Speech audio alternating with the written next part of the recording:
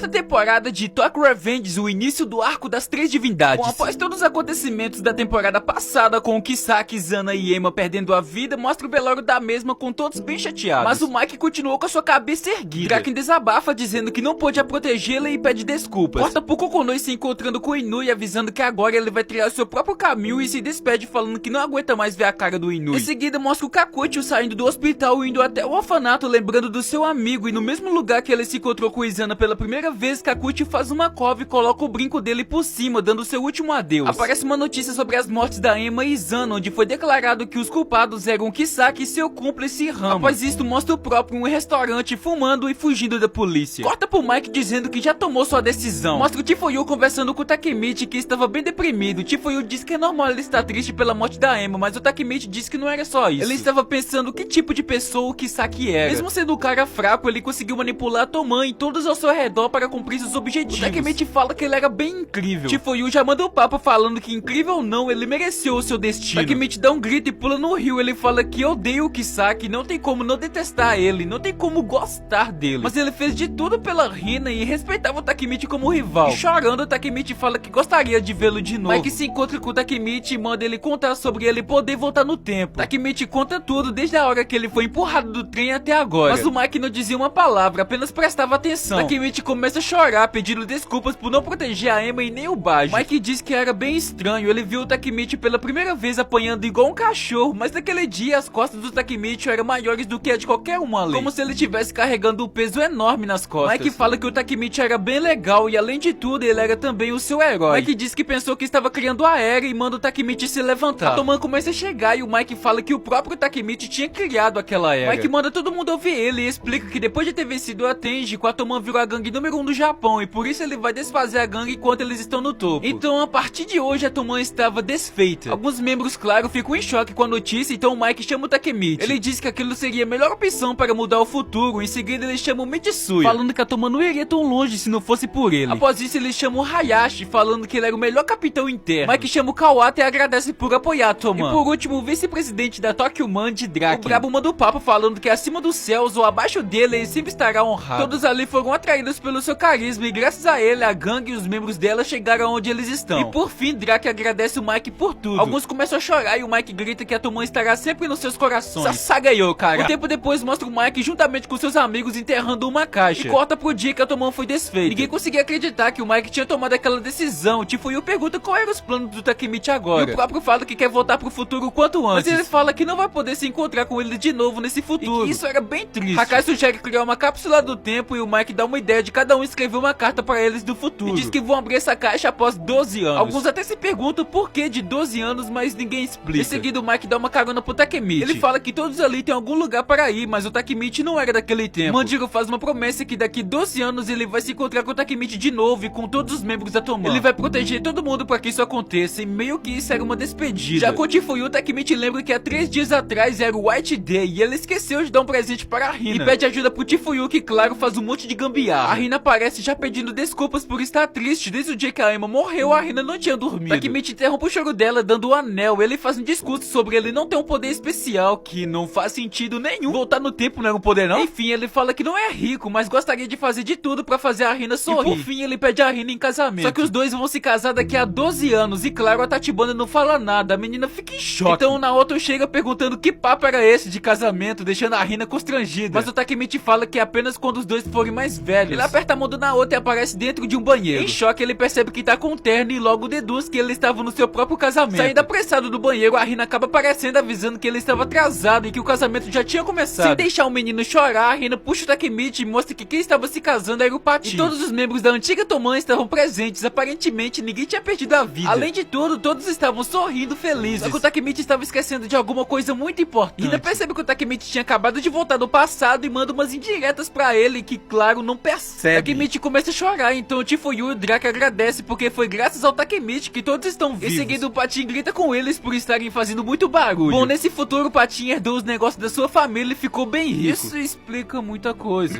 Peian continua sendo conselheiro do Patin. Mitsui é um design novato da moda. Hakai se tornou um modelo e a Uzura virou sua homenagem. Os irmãos Kawata criaram sua loja de ramen. Chifuyu tem um pet shop e o Kazutoro o ajuda na loja. E por fim, Draken e Nup tem uma loja de motocicletas. Do nada aparece Naoto avisando que o dia chegou e que ele acredita no Takemichi e fica muito feliz em vê-lo abraçando. De fato, esse era o melhor futuro. Takemichi então pergunta onde estava o Mike. Draken fala que ele tem um restaurante em outro país e que o próprio era um sucesso, tanto que o Mike não foi pro casamento porque ele estava muito ocupado com seu restaurante. Aliviado, Takemichi e Hina voltam para casa com o Takemichi falando que era bem triste o Mike não aparecer por estar ocupado. A Hina então fala que eles vão estar ocupados assim como o Mike. Sem entender, o Takemichi pergunta o porquê. Então a Hina fala que daqui a 3 meses será a cerimônia de casamento dos dois. E ela esteve esperando 12 anos por isso. Mesmo com o dinheiro chegando a zero, a Hina quer fazer isso acontecer. E manda o Takemichi buscar o seu vestido. No escritório do Mitsui, ele mostra o vestido da Hina e em seguida começa a fazer o terno do Takemichi. Após isso, mostra que nada mudou pro nosso menino Hanagaki. Ele ainda trabalha no mesmo lugar e vive na mesma tapera de sempre. Assim como no primeiro episódio, aparece uma notícia sobre um grupo chamado Bonten que estão atacando a população. Aparece uma foto do grupo e o Takemichi percebe que entre eles tinha um cara com uma tatuagem muito familiar. Takemichi até se questiona onde ele viu aquele símbolo e se pergunta quem era aquele homem de cabelo branco. No dia seguinte, em um restaurante com a Hina enchendo seu saco sobre casamento, Takemichi acaba vendo uma foto da Toman e pergunta sobre o Mike. Os irmãos Kawatan fala que já faziam 10 anos que ele não viu o Mike. Então Takemichi lembra dos brincos do Izano e deduz que aquele homem de cabelo branco era o próprio Izano. Correndo para falar com o Draken, Takemichi pergunta o porquê dele ter mentido sobre o Mike e onde realmente ele estava. Draken fala que não vê o Mike já tem 12 anos. Ele nem sabe se o próprio estava vivo ou morto. Sentados em um banco, aparece na outra com as informações sobre a Bonten. Takemichi logo pergunta se o líder era o Izana, mas ele já tinha morrido há muito tempo atrás. Na outra explica que a Bonten é uma organização extremamente perigosa e que estava envolvida em um monte de coisa errada. E o cara de cabelo branco era o líder, onde antigamente ele era conhecido como o Invencível Mike. O líder supremo da Bonten era o Manjiro Sano. Em seguida mostra o Sanzo tomando uma pílula e espancando os caras que ele chamava de traidores da Bonten. Mike manda ele finalizar os 3 e assim ele faz. Bom, é mostrado os membros da Bonten: Sanzo Haruchi como o número 2 da Bonten, Kakuchi como o número 3, Mochizuko como o executivo, Haitane também como executivo, Hindou também como executivo, Kokonoi como executivo. Rapaz, deve ser fácil exercer essa função. Akashi como conselheiro e por fim Manjiro Sano como o líder da Bonten.